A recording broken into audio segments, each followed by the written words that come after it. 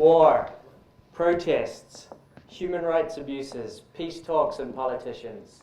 From Iraq to Afghanistan, from Zuccotti Park to the Maidan, societies experiencing complex challenges have highly visible symbols. These symbols, they dominate our headlines, they fill our news feeds, they shape perceptions about what the problems are in these countries and what solutions might be needed to promote sustainable change.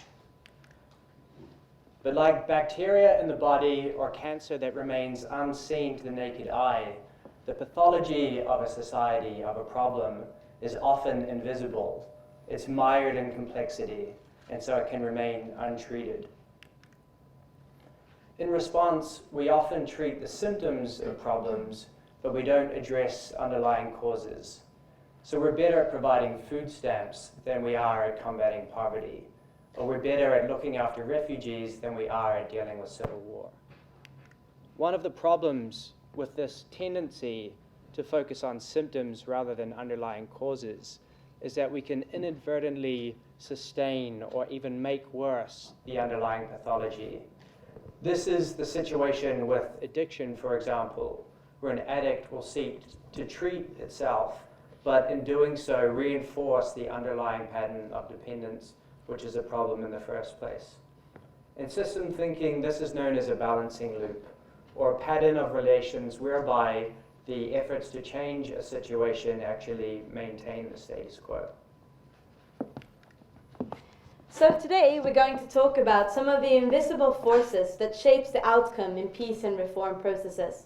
And we're going to give some examples of Myanmar, the country where we live and work. And Myanmar has over the few past years undergone some remarkable changes. Thousands of political prisoners have been released. Nobel laureates are out of jail and into politics. We have peace agreements, we have the first democratic elections, and an economic boom. But we also have protests, religious violence, and ongoing armed conflict. So what we want to understand is, with all of this symbolic change, has the underlying patterns that cause the problems in Myanmar, have they really changed? So first of all, we need to look at, what do the people in Myanmar, what kind of change do they want? Well, like most countries moving from authoritarianism to democracy, they are looking for a change whereby there's a system where currently there's a few stakeholders that hold all of the power and resources, to a system where power and resources are shared. So is this goal being achieved? To try and examine this question, we're going to look at some of the political changes as well as the economic changes in Myanmar in the last few years using systems mapping. We're going to look at what's visible, and we're going to look at what's less visible, and we're going to talk about some of the connections between those. So at the start of the transition, about 2010, a series of highly visible reforms. Now this is significant because it made the international community take notice. Sanctions were dropped. This meant that Myanmar could benefit from international assistance as well as private investment from the companies from our shores.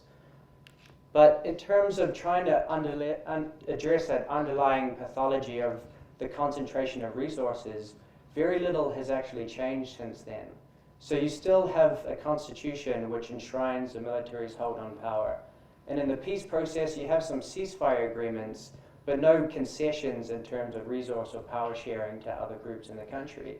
So you have this paradoxical situation whereby you have all of this surface change, but the core dynamics of power beneath the surface are much the same as they always have been. And there are a range of further, less visible factors which are very important. The first of which is who controls the economy. So in Myanmar, as in other transition countries, you have essentially an oligarchic system. You have a few very large companies that control most of the economy, and they've won this through their links to the military or to the government. You also have an economic system in which patronage plays a very important role. So in practice, that means that much new investment tends to flow up towards people that are already in power.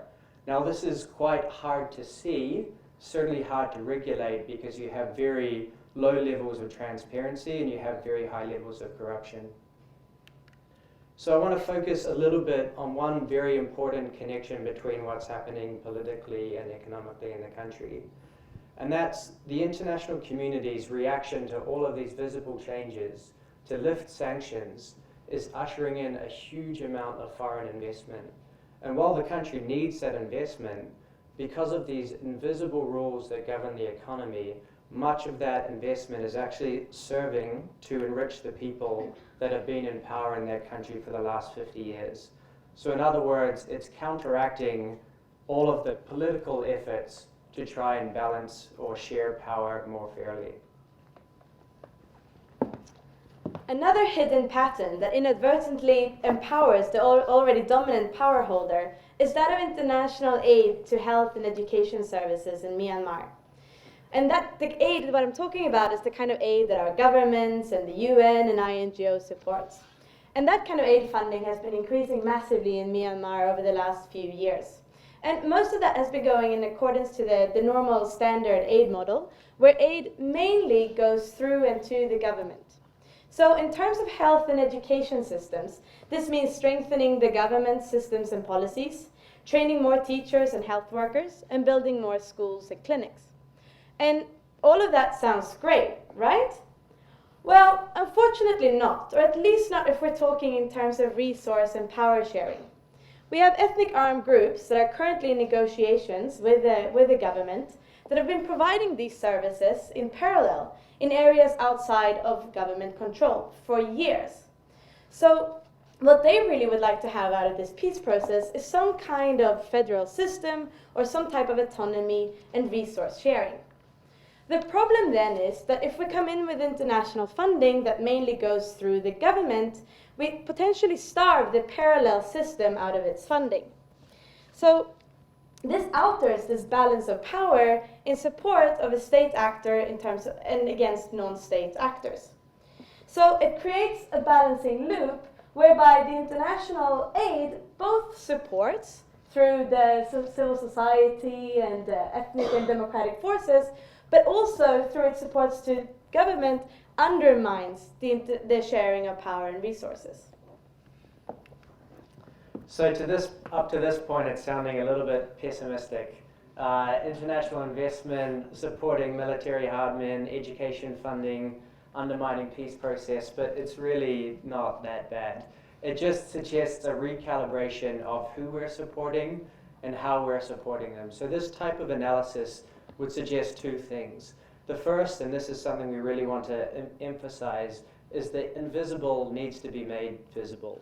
So in practical terms, you need mechanisms, civil society organizations, and independent media that can shine a light on corrupt practices, that can bring transparency and accountability into business, into governments, and really it's about providing checks and balances on dominant power holders, which till this point in time pretty much have unchecked power. But in terms of investment from our shores, there's also a responsibility to make sure that it's socially responsible. And by this, it means making sure that cronies and people that have previously sanctioned and people that have committed human rights abuses aren't receiving benefits from new investment. It's about supporting a model of economic development which is broad-based and benefits more people. And there are some investors that are doing it, but it needs to happen a lot more. So changing the way that we deliver international aid will be hard, but it's important that we rebalance our support. And this doesn't mean that we cannot support governments. What is critical is that we also need to be able to support the emergence of alternative power centers. So in terms of countries, that means relaxing some of our policies so that it's easier to support non-state actors.